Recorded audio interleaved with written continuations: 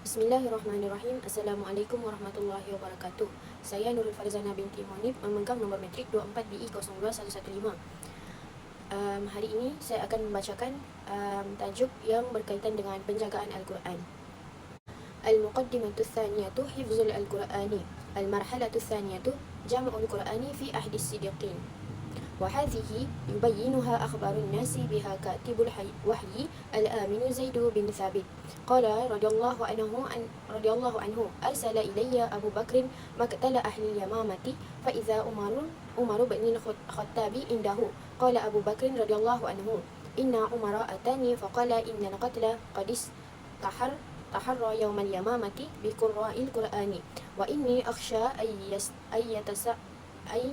يستحر القتل بالقراء بالمواطن فيذهب كثير من القرآن وإني أرى أن تأمر بجميع القرآن قلت لعمر كيف تفعل شيئا لم يفعله رسول الله صلى الله عليه وسلم. Yang bermaksud fasa kedua iaitu pengumpulan Al-Quran pada zaman Sayyidina Abu Bakar As-Siddiq radhiyallahu anhu. Perkara ini dijelaskan oleh seorang yang paling mengetahui mengenainya, iaitu penulis wahyu yang amanah, iaitu Zaid bin Thabit radhiyallahu anhu. Beliau berkata, Abu Bakar telah memanggilku setelah peristiwa pembunuhan ramai ahli Al-Quran, iaitu penghafal Al-Quran di medan pertempuran Yamamah, iaitu dalam peperangan menentang golongan murtad. Dan ketika itu Umar bin Al-Khattab turut berada di sisinya. Abu Bakar berkata, sesungguhnya Umar telah datang kepadaku dan berkata, ramai penghafal Al-Quran telah terkorban pada hari pertempuran di Yamamah dan aku bimbang perkara yang sama akan berlaku di medan pertempuran yang lain, sehingga menyebabkan banyak bahagian Al-Quran akan hilang. Oleh itu, aku berpandangan agar engkau memerintahkan agar Al-Quran dikumpulkan. Aku, Abu Bakar, berkata kepada Umar, bagaimana aku boleh melakukan sesuatu yang tidak pernah dilakukan oleh Rasulullah sallallahu alaihi wasallam. Qala Umaru hadza wallahi khairun falam yazal Umaru yuraji'uni hatta syaraha Allahu sadri lidzalika wa ra'aitu fi dzalika alladhi ra'i Umaru.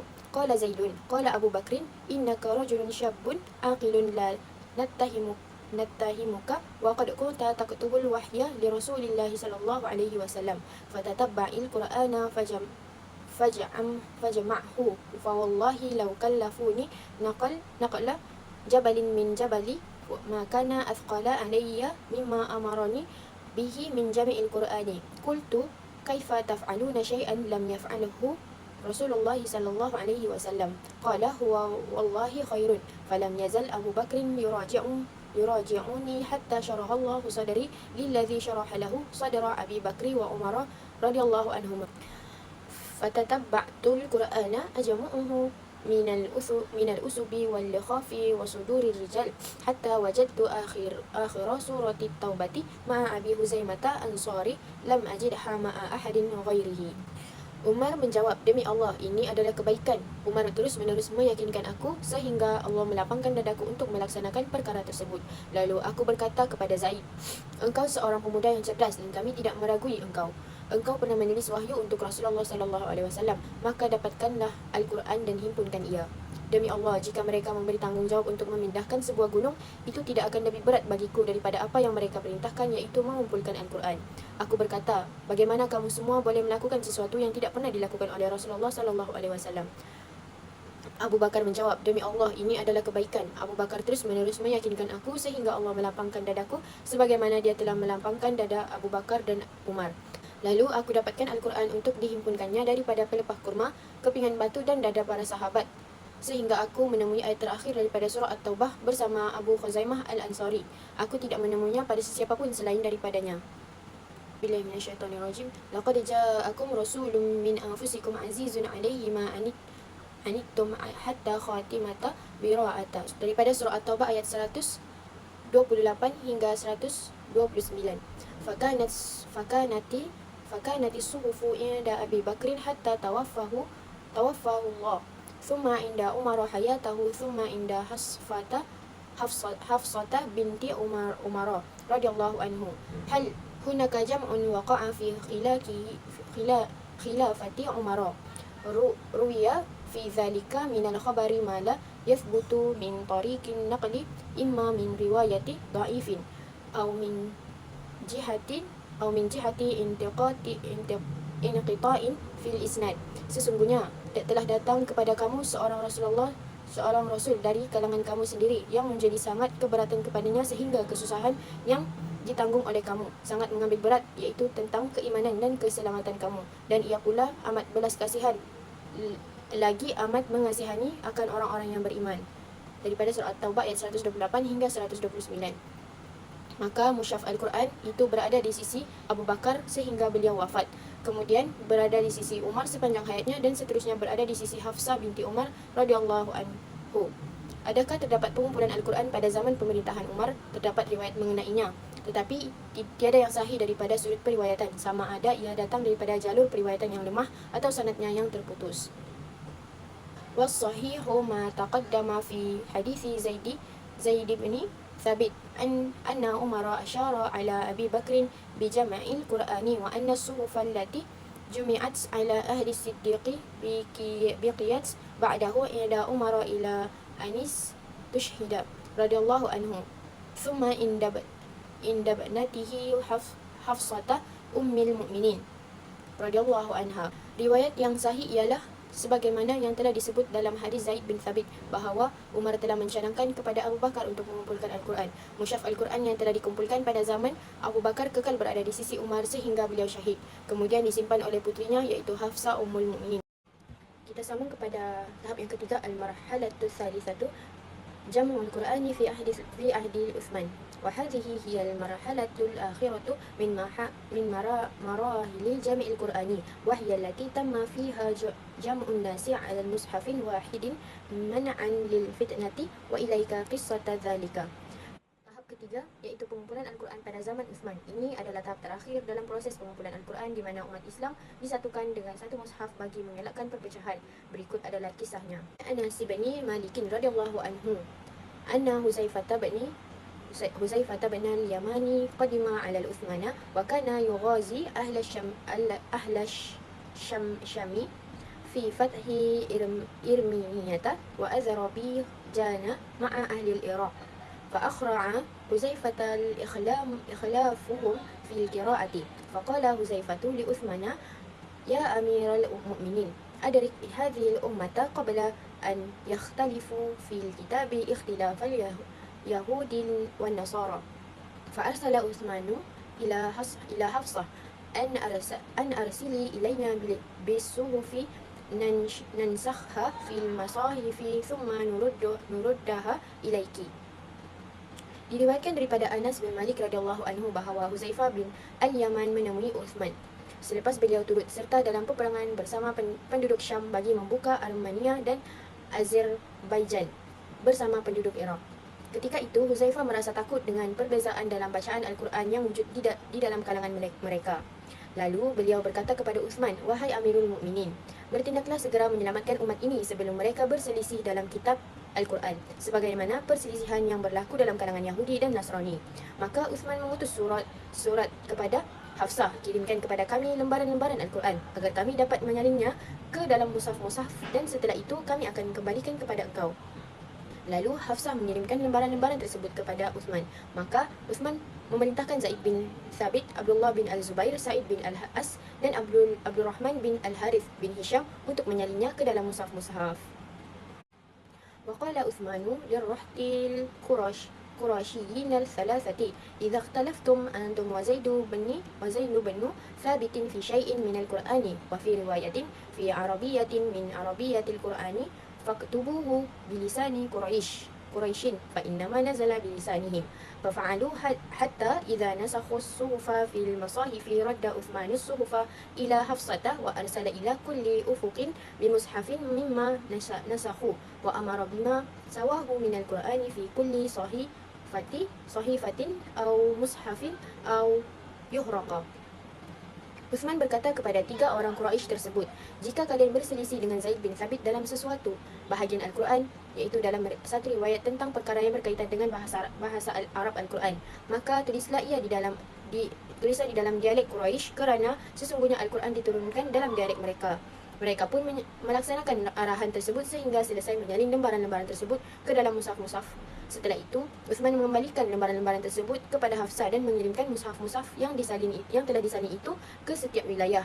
Beliau juga memerintahkan agar segala bahagian Al-Quran yang terdapat dalam lembaran-lembaran atau mushaf-mushaf lain dibakar. Hadis sahih diriwayatkan oleh Al-Bukhari. المبحث ثلاث الفرق بين الجمع والصديق وجمع عثمان والفرق بين الجمعين ظاهر من الرواية الصحيحة في ذلك والفرق بينهما في أمرين بارزين.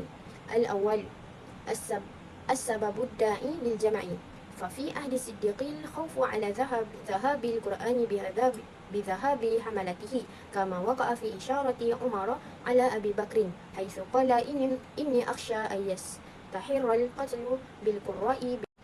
أما في عهد عثمان فكان الداعي الخوف على الأمة من الافتتان في دينها بسبب الاختلاف الحروف التي يقرأ بها القرآن، كما كان في إشارة حذيفة بن يمان على عثمان قال له يا أمير المؤمنين أدرك هذه الأمة قبل أن يختلفوا في الكتاب اختلاف اليهود والنصارى وإذا كان بعض كبار الصحابة لم يستوعب أول الأمر مثل هذه الاختلاف كأبي بن كعب حتى أزال النبي صلى الله عليه وسلم أنه الحرج، فكيف الشأن في سائر الناس بعد انتشار الإسلام وتوسع رقعته وكثرة من دخل في من الشعوب. Adapun pada zaman Uthman, dorongannya adalah kebimbangan terhadap perpecahan dalam kalangan umat disebabkan perbezaan dalam bacaan huruf-huruf Al-Quran. Ini sebagaimana cadangan Huzaifah bin Al-Yaman kepada Uthman, di mana beliau berkata, wahai Amirul Mukminin, bertindaklah segera menyelamatkan umat ini sebelum mereka berselisih dalam kitab Al-Quran, sebagaimana perselisihan yang berlaku dalam kalangan Yahudi dan Nasrani. Jika sebahagian sahabat seperti Ubay bin Ka'ab pada awalnya tidak memahami perbezaan bacaan tersebut sehingga Rasulullah SAW menghilangkan keraguan daripadanya, maka bagaimana pula keadaannya dengan umat yang lebih ramai selepas Islam tersebar luas, wilayahnya bertambah besar dan ramai lagi dari pelbagai bangsa memeluk Islam. Sifatul lati waqa'a 'alaiha al-jam'u. في عهد الصديق جمع القرآن من السطور والصدور على الصفة التي أخذها الناس عن النبي صلى الله عليه وسلم وكتبها بأمره كتاب الوحي، فصارت جامعا بما فيها الأحرف السبعة في صحف محفوظة في موضع واحد ولم تكتب منها المصاحف يومئذ، كما أن ظاهر الأمر أن السورة لم تؤلف يومئذ على صفة معينة، إنما في قصة ذلك ما يشعر بضم الآيات سورة واحدة إلى بعضها كما سمعوها من رسول الله صلى الله عليه وسلم وكتبوها أنه كالشأن في الآخر سورة التوبة.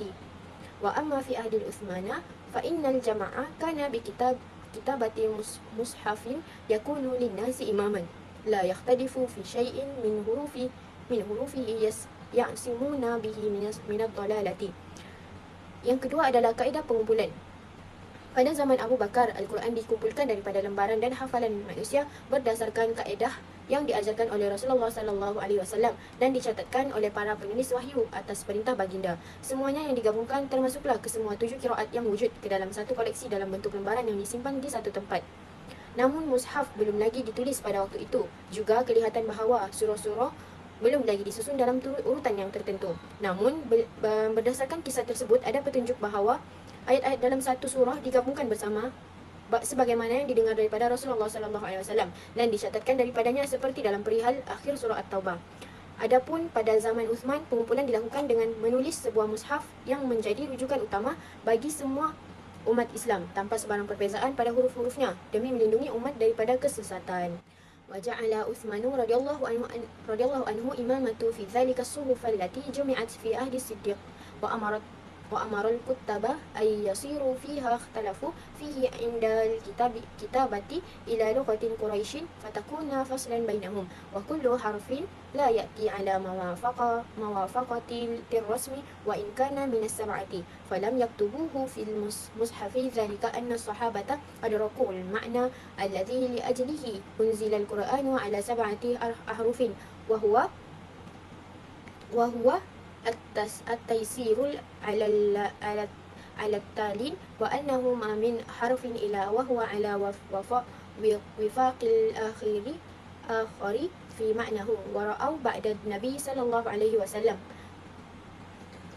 ابتداء ظهور الاختلاف الأمة بسبب ذلك كما رأوا العلة في الاختلاف الأحرف التي هي التيسير قد زالت وبدأ يهل محلها فرقة وفتنة فدرأوا تلك الفتنة بحفظ القرآن مجموعا على رسم واحد أمم على جميع عواصم الدولة الإسلامية وبقي من تلك الأحرف ما يتفق في الرسم مع المصحف الإمامة. Utsman radhiyallahu anhu menjadikan lembaran yang dikumpulkan pada zaman Abu Bakar sebagai rujukan utama dan memerintahkan para penulis untuk mengutamakan dialek Quraisy dalam perkara yang mereka perselisihkan. Setiap huruf yang tidak sesuai dengan tulisan mushaf rujukan, walaupun sebahagian daripada 7 qiraat tidak ditulis dalam mushaf tersebut. Ini kerana para sahabat memahami hikmah di sebalik penurunan Al-Quran dan 7 qiraat, iaitu untuk memudahkan pembacaan. Namun mereka juga menyadari bahawa setelah kewafatan Rasulullah SAW muncul perbezaan dalam kalangan umat disebabkan perbezaan tersebut. Mereka melihat bahawa sebab untuk adanya 7 qiraat ialah kemudahan telah hilang dan bertukar kepada perpecahan dan fitnah. Maka mereka mencegah fitnah tersebut dengan memelihara Al-Quran dalam bentuk mushaf dengan satu resam, iaitu tulisan yang kemudian disebarkan ke semua wilayah utama negara Islam. Daripada 7 qiraat tersebut, hanya yang sesuai dengan resam mushaf rujukan sahaja yang dikekalkan. Wa yusufu hadha tabiyyun lam yudrik زمن إرسال عثمان للمصاحف إنما كان بعدها. قال الحفيظ بن حجر ذكر المزي أن روايته عن أبي بن كعب مرسلة وأبي عاش بعد إرسال المصاحف على الصحيح. الثالث المعروف عند أهل العلم أن مصاحف الصحابة كانت تختلف في ترتيبها فترتيب مصحف بن مسعود غير ترتيب مصحف علي وكذا مصحف أبي بن كعب وجميعا غير ترتيب المصحف العثماني وفي ذلك عنهم نقول كثيرة وآثار عدة فلو كانت عندهم يعني النبي صلى الله عليه وسلم توقيف في ترتيب سور القرآن لما اختلافوا. Yusuf ini adalah seorang tabi'in yang tidak hidup pada zaman pengiriman mushaf oleh Uthman, tetapi hidup sesudahnya. Al-Hafiz Ibn Hajar berkata, Al-Mizzi menyebut bahawa riwayatnya daripada Ubay bin Ka'ab adalah mursal dan Ubay hidup selepas pengiriman mushaf-mushaf tersebut. Yang ketiga, diketahui dalam kalangan ahli ilmu bahawa mushaf para sahabat berbeza susunannya. Susunan mushaf Ibn Mas'ud berbeza dengan mushaf Ali, begitu juga mushaf Ubay bin Ka'ab dan semuanya berbeza daripada susunan mushaf Uthmani. Dalam hal ini terdapat banyak riwayat dan kesan yang diriwayatkan daripada mereka. Sekiranya mereka memiliki penetapan yang pasti daripada Nabi SAW tentang susunan surah Al-Quran, mereka tidak akan berselisih. Wa taqaddama anna Ibn Mas'ud mimman شهد العرضة الآخرة وكان مصحفه من أشد مصاحف الصحابة اختلافا في ترتيب السور. فمن أبي وائل شقيق بن سلمة عن عبد الله بن مسعود قال إني لأعرف النظائر التي كان رسول الله صلى الله عليه وسلم يقرأ سورتين في ركعة. قال أبو وائل ثم قام فدخل فجاء علقمة فدخل عليه قال فكنا له سله لنا عن النظائر التي كان رسول الله صلى الله عليه وسلم يقرأ سورتين في ركعة. قال فدخل فأسأله ثم خرج إلينا فقال 20 سورة من أول المفصل في تأليف عبد الله. Telah disebutkan sebelumnya bahawa Ibnu Mas'ud adalah salah seorang yang menyaksikan pembacaan Al-Quran yang terakhir dan mushafnya adalah salah satu yang paling berbeza susunannya dalam kalangan mushaf-mushaf para sahabat. Daripada Abu Wa'il Syaqiq bin Salamah daripada Abdullah bin Mas'ud, beliau berkata, saya adalah orang yang paling mengenali surah-surah berhampiran yang digabungkan oleh Rasulullah sallallahu alaihi wasallam, 2 surah dalam 1 rakaat. Kata Abu Wa'il, kemudian beliau berdiri dan masuk, lalu Alqamah datang dan masuk menemuinya. Kami berkata kepadanya, tanyakan kepadanya mengenai surah-surah yang Rasulullah sallallahu alaihi wasallam baca, 2 surah dalam 1 rakaat. Beliau masuk lalu berkata kepadanya, kemudian keluar berjumpa kami dan berkata, 20 surah dari awal surah Al-Mufassal dan susunan Abdullah. وروى ذلك ألقمه بن قيس قيس قيس النخعي نفسه أسود بن يزيد النخعي فقال أتى بن مسعود رجل فقال إني أقرأ المفصل في ركعة فقال أهذا كهذ الشعر ونثرا كنثر الدقل لكن النبي صلى الله عليه وسلم كان يقرأ النظائر السورتين في ركعة النجم ورحمن في ركعة واقتربت والحقة في ركعة والطور والذارية في ركعة وإذا وقت ونون في ركعة وسأل سائل والنزيئة في ركعة وويل للمطففين وعبس في ركعة والمدثر والمزمل في ركعة وهل أتى ولا أقسم بيوم القيامة في ركعة وعما يتساءلون والمرسلات وفي ركعة والدخان وإذا الشمس كورت في ركعة. قال الإمام أبو داود السجستاني هذا تعريف بن مسعود. Alqamah bin Qais Al-Nakhai dan Al-Aswad bin Yazid Al-Nakhai juga melibatkan hal ini. Mereka berkata, seorang lelaki datang kepada Ibnu Mas'ud dan berkata, saya membaca surah Al-Mufassal dalam 1 rakaat. Ibnu Mas'ud berkata, apakah kamu membaca Al-Quran ini dengan tergesa-gesa, seperti kamu membaca syair, atau seperti menyebarkan kurma yang kering dan buruk dari tangkainya apabila ia digoncang? Sedangkan Nabi SAW membaca surah-surah yang berpasangan dalam 1 rakaat. Surah An-Najmu dan surah Ar-Rahman dalam 1 rakaat, Al-Qamar dan Al-Haqqah dalam 1 rakaat, At-Tur dan Ad-Zariyat dalam 1 rakaat, dan sebagainya. Imam Abu Daud Al-Sijistani berkata, ini adalah susunan Ibnu Mas'ud.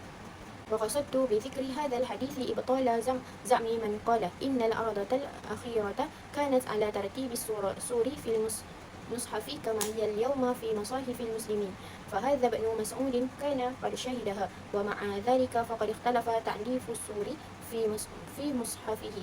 والقول بأن الترتيب للسور اجتهادي لا ينافي تواتر القرآن، فهو مقطوع بنقله تاما عن رسول الله صلى الله عليه وسلم، وذلك لا يؤثر فيه تقديم لسورة وتأخير لأخرى، وليس اعتقاد ذلك الترتيب من لوازم الإيمان. وما جاء أن جبريل كان يعارض النبي صلى الله عليه وسلم القرآن ليس فيه أنه كان على هذا الترتيب، فقد تكون تلك المعارضة tertibin nuzul. Tujuan saya menyebutkan hadis ini adalah untuk menyangkal pendapat mereka yang menyatakan bahawa penyusunan surah-surah dalam mushaf pada saat pembacaan terakhir adalah berdasarkan urutan surah dalam mushaf seperti yang ada pada mushaf orang Islam sekarang. Justru ini adalah apa yang telah disaksikan oleh Ibnu Mas'ud, dan meskipun begitu susunan surah dalam mushafnya tetap berbeza. Pendapat bahawa susunan surah adalah hasil dari ijtihad, dan ini tidak bertentangan dengan mutawatirnya Al-Quran, kerana ia pasti telah disampaikan secara lengkap dari Rasulullah SAW. Hal ini tidak terkesan oleh urutan surah yang didahulukan atau dikemudiankan, dan keyakinan terhadap urutan tersebut bukanlah syarat dalam perkara keimanan. Dan apa yang telah disemak oleh Jibril berkenaan Al-Quran yang dibacakan oleh Nabi SAW, tiada yang menunjukkan bahawa ia berdasarkan susunan mushaf sekarang, kerana semakan tersebut mungkin dilakukan berdasarkan urutan turunnya wahyu.